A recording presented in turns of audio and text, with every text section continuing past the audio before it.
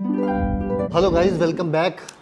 भारत सरकार की तरफ से कल एक बहुत ज़बरदस्त घोषणा की गई है। सरकारी कर्मचारियों के लिए नई पेंशन का ऐलान किया गया है और उसका नाम रखा गया यूनिफाइड पेंशन स्कीम। जो मुख्य पॉइंट्स हैं वो मैं आपको बताता हूँ, मैंने नोट किए हैं। जो उसकी मुख्य बातें हैं वो मैंने नोट किए हैं यहाँ पे आईपैड में, और मैं आपको बता देता हूँ कि नई स्कीम में अश्योर्ड पेंशन का वादा किया गया है और उसमें 50% ऑफ बेसिक पे लास्ट ईयर, जो लास्ट ड्रॉन सैलरी है, आखिरी साल की जो सैलरी है उसकी जो 12 महीने की लास्ट बेसिक पे है उसका एवरेज निकाला जाएगा और उसके 50% जो है पेंशन दी जाएगी। ये अगर कर्मचारी की मौत हो जाती है तो उसके बाद उसकी पत्नी को 60% पेंशन दी जाएगी। तो इन्होंने अनिवार्य कर दिया है बेसिक का 50% पेंशन कर्मचारी को मिलेगी, लेकिन शर्त रख दी है 25 साल जो है उसकी सर्विस पूरी होनी चाहिए, 25 साल की सर्विस। तो मोदी कैबिनेट ने यूपीएस यूनिफाइड पेंशन स्कीम को मंजूरी दे दी है। सरकारी कर्मचारियों के लिए नई पेंशन योजना 1/4/2025 से ये लागू कर दी जाएगी। और आपको बता दूं, इसमें ख़त्म नहीं किया है एनपीएस को, लेकिन ऑप्शन दिया गया है कि कोई भी यूपीएस यूनिफाइड पेंशन स्कीम जो अब लागू होगी और एनपीएस, इन दोनों में से चुन सकता है। ऑप्शन दिया गया है। कि मेन जो कुछ बातें हैं वो मैं आपको बता देता हूँ। तो ये है कि 25 साल तक काम करने वाले को 50% बेसिक का, लास्ट ईयर की जो बेसिक पे है उसके एवरेज का 50% पेंशन दिया जाए। ये इस यूनिफाइड पेंशन स्कीम की मेन बात है। 25 साल तक काम करने वाले को बेसिक पे का, लास्ट ईयर की जो 12 महीने की बेसिक पे है उसका एवरेज निकाल के उसका 50% पेंशन दिया जाएगा। यानी बेसिक सैलरी का 50% पेंशन। जिन्होंने 10 साल तक काम किया है, 10 वर्ष तक काम करने के बाद कम से कम 10,000 पेंशन उनको निश्चित है। ये भी स्कीम में है। और सबसे बड़ी बात इसकी ये है कि अगर कर्मचारी की मौत हो जाती है तो उसकी वाइफ 60% पेंशन दी जाएगी। जो कर्मचारी रिटायर हो गए उनको भी इस यूनिफाइड पेंशन स्कीम का फ़ायदा मिलेगा। फैमिली पेंशन 60% दी जाएगी, यानी कर्मचारी की मौत हो जाती है तो उसकी फैमिली को 60% पेंशन इसमें दी जाएगी। ये यूनिफाइड पेंशन स्कीम की योजना 1 अप्रैल 2025 से लागू की जाएगी। तो ये इसकी मेन बातें हैं जो मैंने यहाँ नोट की हुई है। जो कर्मचारी अपना पैसा जमा करते थे एनपीएस में, 10% कर्मचारी का जाता था अंशदान और 14% सरकार की तरफ से होता था। अब इसमें जो पूरा पैसा पेंशन का है वो सरकार देगी। कर्मचारी का अपना पैसा इसमें कुछ नहीं हो। जो 25 साल तक काम करेंगे और 25 वर्ष बाद रिटायर होंगे उनको पूरी पेंशन दी जाएगी। तो अब सवाल है कि ये पेंशन को लेके घमासान चल रहा था कर्मचारी संगठन और सरकार के बीच, जो घमासान चल रहा था, क्या ये रुक जाएगा? मुझे नहीं लगता है, क्योंकि इसमें अभी भी ओपीएस और ये यूनिफाइड पेंशन स्कीम में कुछ डिफरेंस है। ये एग्जैक्टली वो नहीं है जो ओल्ड पेंशन स्कीम थी। इसमें जो फ़र्क है वो मैं आपको बताता हूँ। पुरानी पेंशन में जो था, डीए हर 6 महीने पे रिवाइज होता था। जैसे कि सरकारी कर्मचारियों का होता था, ऐसे ही पेंशनर का भी डीए रिवाइज होता था हर 6 महीने पे और डीए बढ़ता था, पेंशन में लगता था। इसमें ऐसा नहीं है। इसमें इंडेक्स बना दिया गया है कि महंगाई पे समय समय पे रिवाइज होगा, महंगाई का मिलेगा, लेकिन ऐसे नहीं कि हर 6 महीने पे रिवाइज होगा। ये समय समय पे इसको सुधार किया जाएगा। जो ये इंडेक्स होती है, प्राइस इंडेक्स जो होती है, उससे इसको जोड़ दिया गया है। ये फ़र्क है इसमें।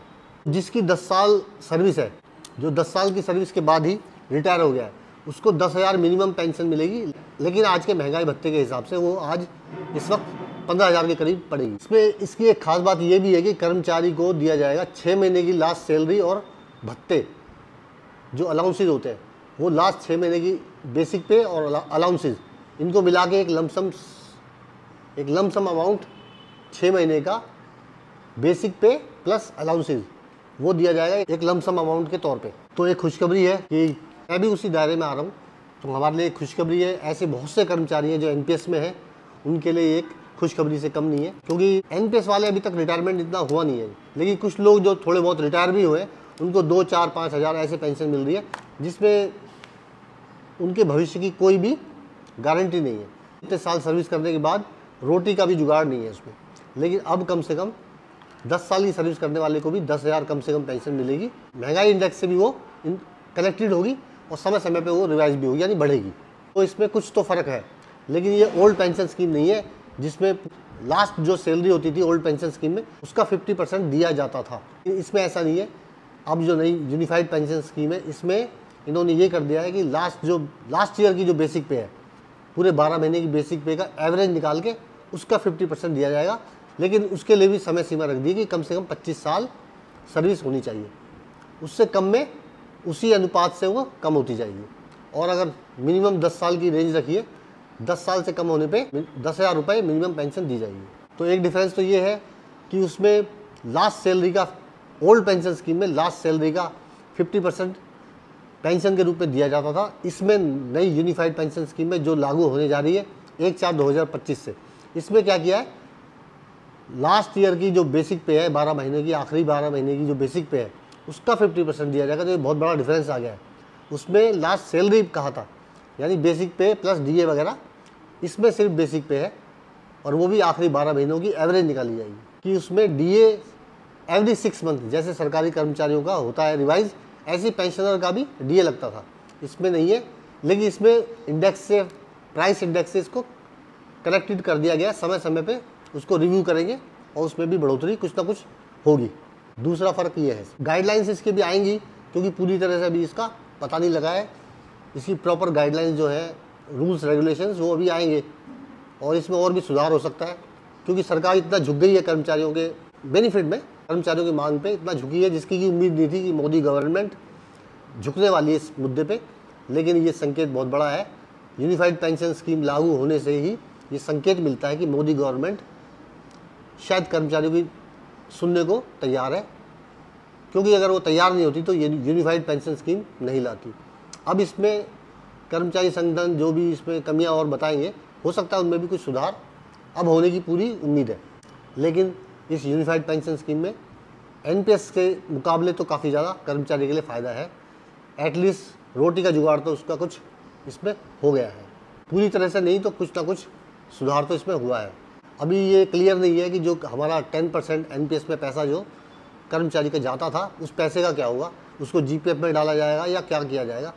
और जो 14% गवर्नमेंट देती थी, 10% कर्मचारी का जाता था एनपीएस में और 14% सरकार देती थी, तो उस 14% का अब क्या होगा, वो सरकार वापस लेगी या वो कर्मचारी के पास रहेगा, और हमारे 10% जो हमारा जाता था वो पैसा जीपीएफ में डाला जाएगा या क्या होगा उसका, अभी तक इसके बारे में कोई क्लियर जानकारी नहीं है। आने वाले समय में धीरे धीरे ये चीज़ें क्लियर हो जाएंगी। बहुत ज़रूरी ये जानकारी थी सरकारी कर्मचारियों के लिए, उनके फ्यूचर के लिए, क्योंकि अभी तक तो उनका फ्यूचर बड़ा ही ग्लूमी, अंधकार में, रोटी तक का ठिकाना नहीं था इस पेंशन में, एनपीएस में। कुछ लोग जो रिटायर हुए उनको बहुत कम पेंशन दी जा रही थी। तो एक उम्मीद की किरण जगी है। सोचा ये जानकारी सभी चैनल्स पे है, मैं भी अपने वीडियो के माध्यम से अपने दर्शकों को दे दूँ। आपको कैसी लगी? इसकी और भी डिटेल्स आएंगी तो मैं आपको समय समय पे अपडेट करता रहूँगा। आपको ये छोटी सी जानकारी कैसी लगी कमेंट में ज़रूर बताइएगा। कमेंट जरूर कीजिए। अब यूट्यूब ने भी ये लागू कर दिया है कि इंगेजमेंट का मतलब लाइक्स नहीं है, व्यूज़ नहीं है, कमेंट को इंगेजमेंट समझा जाएगा। चैनल पे कितने दर्शक जुड़े हुए हैं उसको काउंट किया जाएगा, उसका पैरामीटर है कमेंट्स। लाइक्स भी नहीं है, लाइक्स भी होगी, लेकिन कमेंट्स को सबसे ज़्यादा महत्व यूट्यूब एल्गोरिदम में यूट्यूब चैनल की इंगेजमेंट नापने के लिए पैमाना रखा गया है।